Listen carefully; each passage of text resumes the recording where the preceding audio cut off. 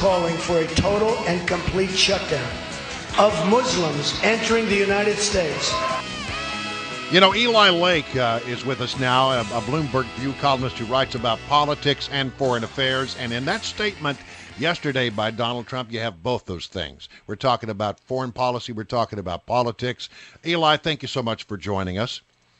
Thank you so much for having me. All right, so Donald says that any Muslim, we should not allow them into the country until we get our arms wrapped around, our head wrapped around exactly some kind of method to separate the wheat from the chaff, the good from the bad. What do you think about this? I mean, it definitely is resonating in certain areas, but it's been roundly condemned by all the other candidates in that race. Yeah, it's absolutely, it's lunatic.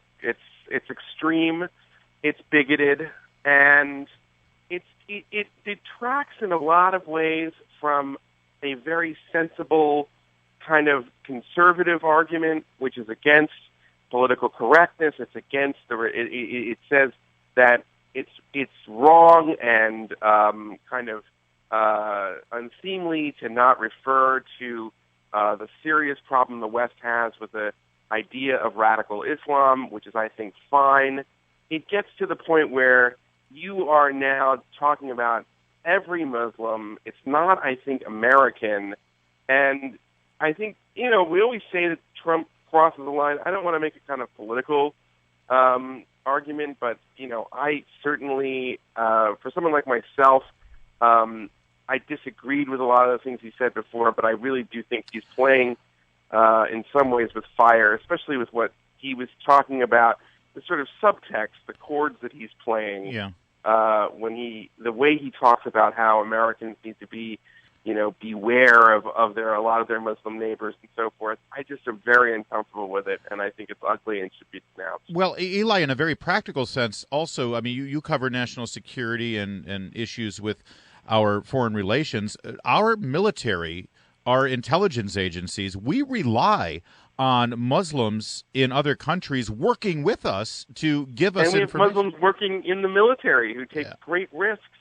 We have had, Muslim senior officers. We've had Muslim senior officials in government. We have Muslim senior members of the CIA who are fighting this war. For Trump not to know that, it really should be more than just a political gaffe and embarrassing. It should be something that should be disqualifying. How does this kind of thing potentially affect our intelligence agencies working with foreign nationals who are Muslim?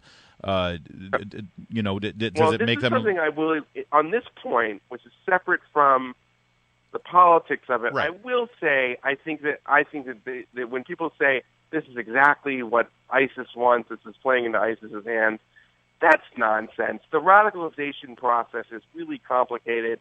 It is sort of cult-like in the sense that it takes a lot, and there's so much material and propaganda. I mean, if anything, you could argue the drone war or images of Abu Ghraib, play into it, but none of that's the right way to look at it. Mm-hmm. There's it takes a process. It's really stealing someone's will. So the idea that what Trump says, as awful as it is somehow playing into ISIS's hands, it's the wrong way to look at it. The reason what Trump said is so horrendous is because it's bigoted, and it takes totally innocent people in this country, more than innocent, people who are Americans, and says that they're somehow not Americans. That's the reason it's wrong. We shouldn't conflate that with the fact that, yes, it will be exploited, but everything is exploited by ISIS in some ways to try to make the case, to make people jihadists. I want you to hear this next cut. This cut 17, Mike McKay, and it's from Representative McCall, and it's about the Syrian refugees. Now, at a time when Donald Trump is saying no Muslim should be allowed in the country, there are some legitimate questions about the Syrian refugees and whether or not we can figure out a way to know who has been radicalized, who wants to do us harm, and who just wants to come here as a refugee because they need help. And here is what Representative McCall had to say about that.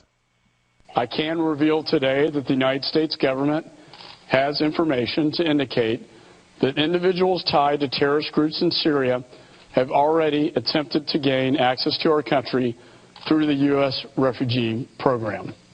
So there you have that. What are we to do about the Syrian refugees?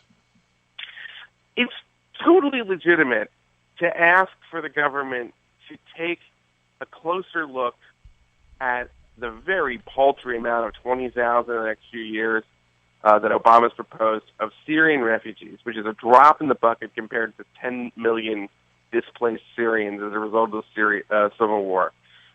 It's true that ISIS has talked about trying to infiltrate individuals through that population in those refugee camps. And, simply saying, oh, well, we already have really great screening, it's not a problem. I mean, I think that that's kind of foolish. There is a practical issue without getting into the real bigotry that Trump is talking about there. But it's something that's manageable. And, from my perspective, I find it a little hypocritical, when the president and other Democrats sort of play this humanitarian card, because the real humanitarian thing is to do a whole lot more to stop the civil war that's creating all these refugees. And we're really not, we're taking 20,000. I mean, that's leadership. Yeah. So, a pox on everyone's houses on this one. Eli Lake is our guest from Bloomberg View. And I asked you, there was a report yesterday about Iran and a nuclear test, that a mid-range missile that apparently could carry a nuclear warhead. How that can't be in keeping with the arms deal and the UN Security Council's understanding of what they're supposed to be doing. What can be done about this? Listen, guys, just because Iran is arresting U.S. citizens, just because Iran is testing ballistic missiles, just because Iran is entering into a new alliance with Russia in the Syrian civil war, it doesn't mean this is the greatest deal of all time. I mean, it's like another example of how the Iranians have made it really clear. And by the way, I'm not entirely sure how this works, because remember, there were some of the restrictions from the UN for conventional weapons that were lifted, but we're pretty sure that the testing of the missiles part of it, which would have, I think that lasts for more than that. I think it would have expired in 6 or 7 years as opposed to right now. So it's another example of the bad faith effort. We're seeing another part of that. The Iranians did not cooperate really at all with the IAEA, the International Atomic Energy Agency, in terms of coming clean about their past activities and what they were doing, and still the IAEA said that they had a weapons program or interest, so they took activities in the interest of trying to build a nuclear weapon as recently as 2009. I think we're seeing it's another example of how the Iranians kind of took us for everything they could, and we'll see if they keep the really important elements of this, which is involving their stock of uranium and their enrichment and the transparency of their program. And, of course, neither this administration nor the UN Security Council has the stomach to confront them and say, hey, all right, we'll put the sanctions back on. That, of course, won't happen. Eli Lake, Bloomberg View columnist. Always good to have you, sir. Thanks for joining Eli. us. Good stuff in the news today. In this Vienna process, I doubt it, yeah. Yeah. All right. Thank you, Eli.